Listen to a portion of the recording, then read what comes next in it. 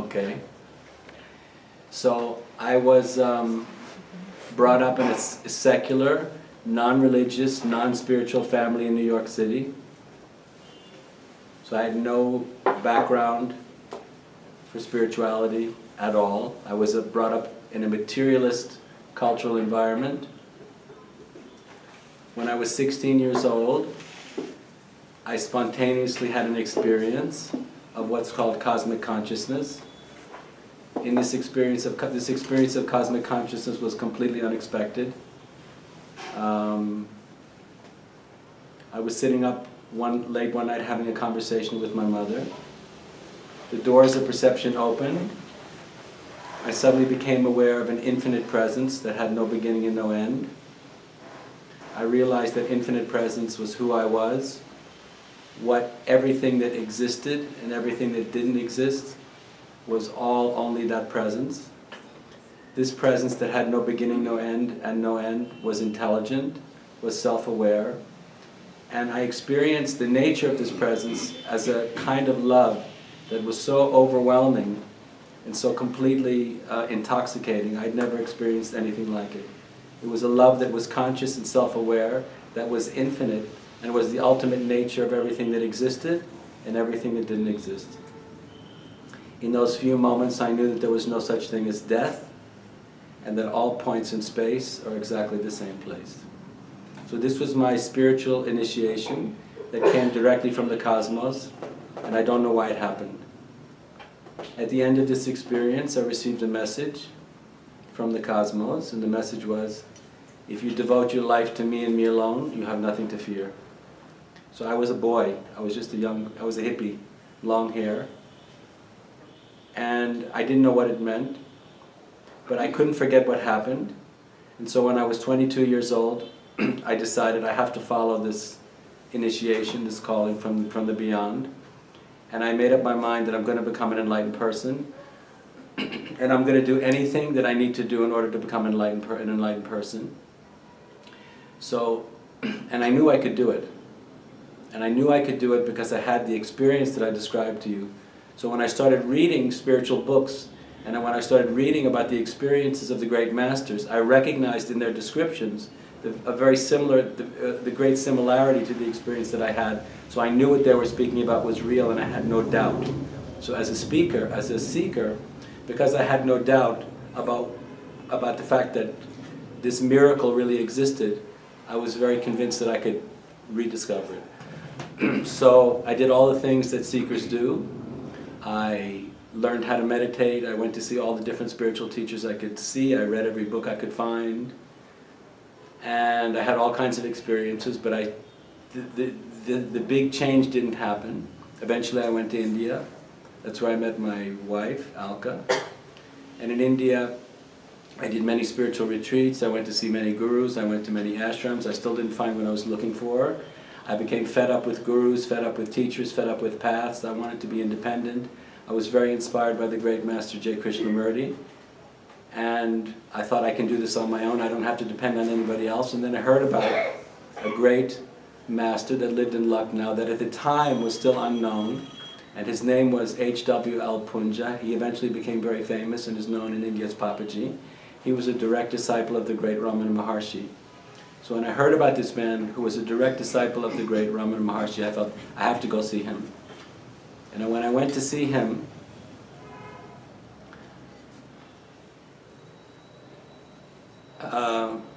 he completely blew my mind. He changed my life in a matter of weeks.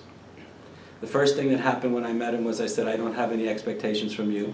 And he replied with great confidence that that was very good. So I was declaring my independence when I met him, and he declared his independence simultaneously. The first question I asked him was, how much effort does it take to be free? He whispered, it doesn't take any effort to be free. When he said those words, I had a direct experience of the freedom he was describing. I had a vision. The vision was of water flowing down the side of a mountain. I realized my own true nature was just like that water, ever free and always unobstructed. I realized in that instant that unenlightenment was only a thought and that I'd always been free, and I was completely shocked. In that instant, he shouted, "That's it!" And then I looked up at him. How did he know what I was thinking? This was the beginning of my meeting with him.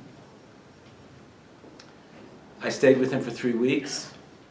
He was kind, he was generous, he answered every question, he was compassionate. We went for walks, we had talks. He invited me for lunch at his son's house every day. He treated me with so much kindness I can't describe it to you. I felt like the luckiest person in the world, but I also had many doubts. After 3 weeks I left him. I went to visit friends. And he said, when you leave me, something very big is going to happen to you. And when he told me something very big was going to happen to me, I doubted him even more, because I thought, how does he know? And the instant I left his presence, when I went to sit in the train in the station in Lucknow, on my way to New Delhi, I was engulfed by a miraculous, infinite presence, very similar to the visitation from the unknown that I experienced as a young man. And I was overwhelmed with this presence. In this presence there was a vibration of love and a current of bliss that was completely overwhelming. And this presence, over the next 3 weeks, felt like, the experience was like being consumed by an infinite being that one couldn't see. And the being was intelligent, the being was self-aware, and the being was infinite, and the nature of this being was infinite love, infinite joy, and infinite peace. But I felt like Andrew, the separate, unique individual, his consciousness and his identity was being utterly consumed, eaten alive by this infinite presence that I couldn't see. And I was completely thrilled, and I was absolutely terrified. And I went through states of ecstasy and exhilaration and moments of unbelievable terror, because I thought, if this doesn't stop, there'll be nothing left of me. And this lasted for 3 weeks. And in the midst of this experience, I suddenly had access to a depth of wisdom, knowledge, insight, and clarity that had not been there before. So, as a result of the grace of my guru, the grace of this extraordinary teacher, simply being in his presence and sitting in front of him with an open heart and an open mind, he gave me the ultimate gift that can be given, the secret to the keys of the mystery of existence. And I didn't earn it. I was given to it everything was given to me for free. And that was 30 years ago. And the minute I left him, I started teaching. It came spontaneously to me. I wasn't trying to teach anybody anything. I never had the desire to be a teacher. I never thought about being a teacher. It was never my aspiration. When I went back to see him 3 weeks later, I fell at his feet. I burst into tears. And he said, I knew this was going to happen.